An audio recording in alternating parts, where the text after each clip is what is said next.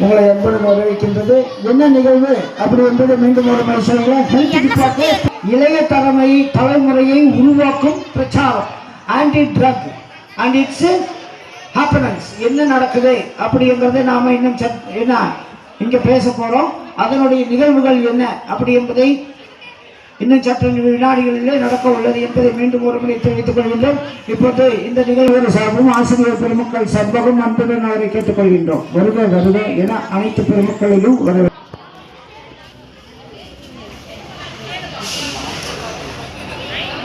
மாதிரி கை வச்சு ஆண்டுபடி பார்க்கலாம்.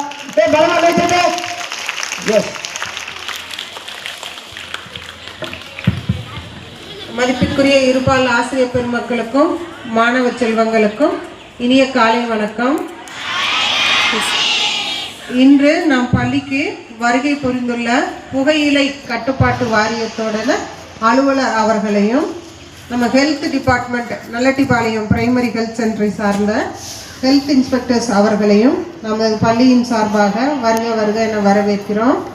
அவர்கள் நமக்கு புகையிலை ஆன்டி ட்ரக், அதனால் விளையக்கூடிய புகையிலை பயன்படுத்துவதனால் விளையக்கூடிய தீமைகள், அதை பற்றியும் அதை எப்படி கட்டுப்படுத்துறது அப்படின்றத பற்றியும், புகையிலை பழக்கம் இல்லாத ஒரு இளைய தலைமுறையை எப்படி உருவாக்கணும் அப்படின்றத பற்றியும் கருத்துக்களை நம்மளோட பகிர வந்திருக்காங்க. அவங்களுக்கு நம்ம அனைவரும் சார்பாக பலத்த ஒரு சந்தோஷமான வரவேற்பு நம்ம கொடுக்கணும்னு உங்களை அன்போடு கேட்டுக்கொள்கிறேன். நன்றி.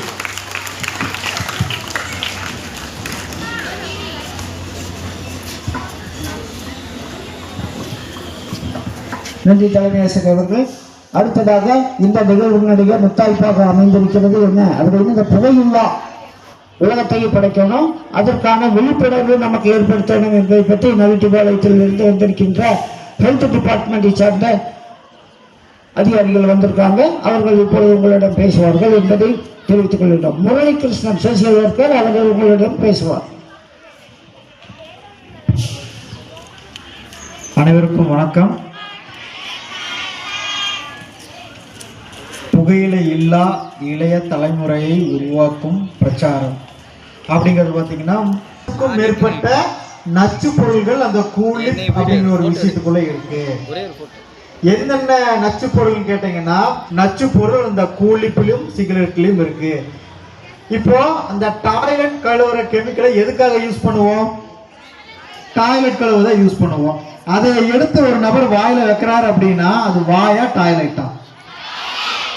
சரி, டாய்லெட்டை வந்து கிராஸ் பண்ணும்போது நம்ம எப்படி பண்ணுவோம்? ஆகா கமகமன்னு வாசமா இருக்குன்னு போவோமா? எப்படி பண்ணுவோம்? ஐயோ அது மூக்கு பத்திட்டு போவோமா? அதே மாதிரி அந்த பீடி சிகரெட்டோ கூலிப்போ பயன்படுத்தக்கூடிய நபர் நம்ம பக்கத்துல வந்தாருன்னா அவர் வாயை பார்த்த உடனே அவனுக்கு நமக்கு என்ன ஞாபகம் வரணும்? டாய்லெட் ஞாபகம் வரணும். அவர் பக்கத்துல வந்த உடனே இப்ப நம்ம என்ன பண்ணணும்? மூக்க பொத்திக்கணும். ஏன்னா அந்த வாய் வந்து ஒரு டாய்லெட்டா மாறிடுச்சு. புரிஞ்சுதா?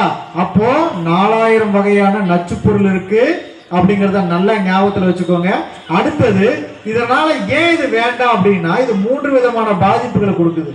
ஒன்று உடல் சம்பந்தப்பட்டது, 2வது மனம் சம்பந்தப்பட்டது, ரோட் சேஃப்டி அமைதியா இருங்க. 3வது வந்து பாத்தீங்கன்னா இந்த சமூகம் சம்பந்தப்பட்டது. உடல் சம்பந்தப்பட்டது என்னென்ன பிரச்சனைகள் வரும்?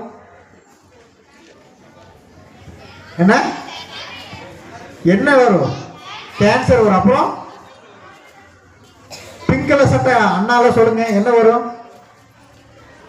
என்ன தம்பி? அல்சர் வருமா? சரி, ஹார்ட் அட்டாக், அல்சர். சரி, ஓகே. அப்ப நானே சொல்லுறேன், கேன்சர் வரும், ஹார்ட் அட்டாக் வரும், பக்கவாதம் வரும், தோல் வியாதி வரும், சரிங்களா, முடி கொட்டுற பிரச்சனை வரும், இந்த மாதிரி நிறைய பிரச்சனை வரும். சரி, ஹார்ட் அட்டாக் எந்த ஏஜ்ல வரும்? 60 வயசு. அந்த கடைசியில் 2 பசங்களுக்கு மட்டும் ஆசை இல்லை போடுறதுக்கு பரவாயில்ல. சரி, ஓகே, எல்லாருக்கும் ஆசை இருக்கு. சரி, கீழே கீழே போடு. அப்போ போதைப் பொருளுக்கு, கூலிப்புக்கும், பீடி சிகரெட்டுக்கும் நம்ம எஸ் சொல்லணுமா, நோ சொல்லணுமா? அதிக நாள் வாழணும்னா நம்ம என்ன சொல்லணும்? உன் ஃப்ரெண்டு கொண்டு வந்து கொடுத்தா, யாராவது உன்னை மிரட்டி உங்ககிட்ட கொடுத்தா, நிறைய உனக்கு பணம் தரேன்டா, சாக்லேட் எல்லாம் வாங்கி தரேன்டா, காசு வேணா தரேன்டா, மொபைல் வாங்கி தர்றேன், புது Dress வாங்கி தரேன், இதை மட்டும் பயன்படுத்தி சொல்லி கொடுத்தா, கத்தியை காட்டி மிரட்டுனா அது அவங்க சைலண்ட் ஆயிட்டாங்க. சார் அப்ப வேணா நாங்க இதை கொஞ்சம் வாங்கி போட்டுக்கிறோம் சார், கத்தியெல்லாம் காட்டுறாங்க மிரட்டுறாங்க அப்படின்னு. எந்த சூழ்நிலையில அந்த விஷயத்தை உங்க கையில கொண்டு வந்து கொடுத்தாலும் அதுக்கு நீங்க சொல்ல வேண்டியது. அதே மாதிரி இந்த பெண் குழந்தைகள் உட்கார்ந்துட்டு இருக்கீங்க, கொஞ்சம் கோபமா கூட என்னை பார்க்கலாம், சார் இதெல்லாம் ஏன் சார் எங்ககிட்ட சொல்றீங்க அப்படின்ட்டு. ஒரு உண்மையான விஷயத்தை பதிவு பண்றேன். நம்ம கோவை மாவட்டத்துக்குள்ள இன்னைக்கு பெண்கள் கூலி பயன்படுத்துறது அதிகமாயிருச்சு. பள்ளி குழந்தைகள்ல பெண் குழந்தைகள் வந்து கூலி பயன்படுத்துறது அதிகமாயிருச்சு. நாங்க எல்லா கவர்மெண்ட் ஸ்கூல் டீச்சர்ஸ்க்கும் வந்து பாத்தீங்கன்னா ஆன்டி ட்ரக் கிளப்ல இருக்கக்கூடிய டீச்சர்ஸ்க்கெல்லாம் ட்ரைனிங் ப்ரோக்ராம் நடத்தினோம். இந்த பள்ளியில இருந்து ஆசிரியர் கலந்துருப்பாருன்னு நினைக்கிறேன். இங்கேயும் அதே மாதிரி கோவை கல்வி மாவட்டத்துக்கும் நடத்தினோம். அப்போ சில ஆசிரியர்கள் எந்திரிச்சு எங்ககிட்ட சொன்ன உண்மையான விஷயம், சார் பசங்களை விட பிள்ளைங்க ரொம்ப மோசமாயிட்டாங்க, அவங்களும் அப்பப்ப இந்த வாயில இந்த கூலிப் அப்படிங்கிற விஷயத்த வச்சிருக்கிறத நாங்களே பாக்குறோம் அப்படின்னு. எவ்வளவு வேதனையான விஷயம் தெரியுமா? இன்னைக்கு பெண் குழந்தைகள் இந்த மாதிரி மோசமான ஒரு நிலைமைக்கு போயிட்டு இருக்காங்க அப்படிங்கிறது ரொம்ப ரொம்ப வேதனை அளிக்கக்கூடிய விஷயமா தான் இருக்குது. அதுவும் நம்ம மாவட்டத்துக்குள்ள ஏதோ தூரமா நடக்கணும்னு பார்த்தா இன்னைக்கு நம்ம மாவட்டம் ஒரு அரசு பள்ளியில கிட்டத்தட்ட 50க்கும் மேற்பட்ட மாணவ மாணவிகளுக்கு பிபி சுகர் இருக்குன்னு கண்டுபிடிச்சிருக்காங்க. இந்த ஏஜ்ல பிபி இருக்கு, சுகர் இருக்குன்னு கண்டுபிடிச்சிருக்காங்க. அப்போ இந்த ஏஜ்ல டயபெட்டிக்காவோ அல்லது ஹைப்பர் டென்ஷன் பேஷண்டாவோ மாறிட்டாங்க அப்படின்னா அவங்க எவ்வளவு நாள் மாத்திரைகள் எடுக்க வேண்டியிருக்கும் தெரியுங்களா? கிட்டத்தட்ட 20-25 வருஷத்துக்கு குறைஞ்சது மருந்து மாத்திரை எடுத்துட்டே இருக்கும்.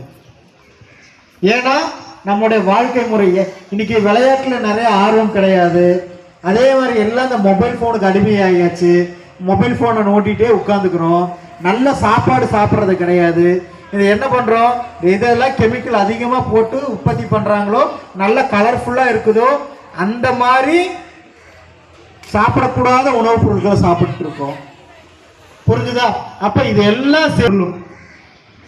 இன்னைக்கு ஒரு உண்மையை சொல்லணும், உங்க ஃப்ரெண்ட்ஸ் எத்தனை பேர் கூலிப் அப்படிங்கிற விஷயத்த பயன்படுத்துறாங்க? இங்க இந்த பள்ளிக்குள்ள இருக்கலாம் அல்லது வெளியே இருக்கலாம். உங்களுக்கு தெரிஞ்ச உங்க வயசுல இருக்கக்கூடிய ஃப்ரெண்ட்ஸ் எத்தனை பேர் கூலிப்பை பயன்படுத்துறாங்க? கை தூக்குன்னு பார்க்கலாம். ஆமா சார், என் ஃப்ரெண்டு யூஸ் பண்ற சொன்னா கேட்க மாட்டேங்கிறான் சார் அப்படிங்கிற மாதிரி கை தூக்குன்னு பார்க்கலாம். பின்னாடி பார்க்காத, ஏன் பின்னாடி பார்க்கற? அப்ப நீ பயன்படுத்திட்டு இருக்கியா? ஓ, என்னைக்கே நான் போட்டு கொடுத்துவானு பின்னாடி பாக்குறீங்களா எல்லாருமே? அப்போ உன் ஃப்ரெண்ட்ஸ் வந்து தப்பு பண்ற அப்படின்னா அவனை என்ன பண்ணணும்? நீ திருத்தணும். இல்ல அவன பேரண்ட்ஸ் கிட்டயோ டீச்சர் கிட்டயோ சொல்லணும் இந்த மாதிரி பண்றா அப்படின்ட்டு. ஆனா அவன் தப்பு செய்யறத நீ கண்டுக்கவே இல்லை அப்படின்னா நீயும் அந்த தப்புக்கு ஒரு வகையில உடந்தையா இருக்க அப்படின்னு அர்த்தம். கரெக்டா? அப்போ இந்த கூலிப் அப்படிங்கிற விஷயம் இன்னைக்கு ரொம்ப விஷம் மாதிரி பரவிட்டு இருக்குது. ரொம்ப ரொம்ப எந்தெந்த பொருளை பயன்படுத்தினா உடம்புல எந்தெந்த பாகங்கள் எல்லாம் பாதிக்கப்படும் சொல்லி போட்டிருக்கு. ஃபர்ஸ்ட் பாயிண்ட், முடி உதிர்தல். தலையிலிருந்து ஆரம்பிக்கிறேன். முடி உதிர்தல், பல் சொத்தை, நுரையீரல் புற்றுநோய்,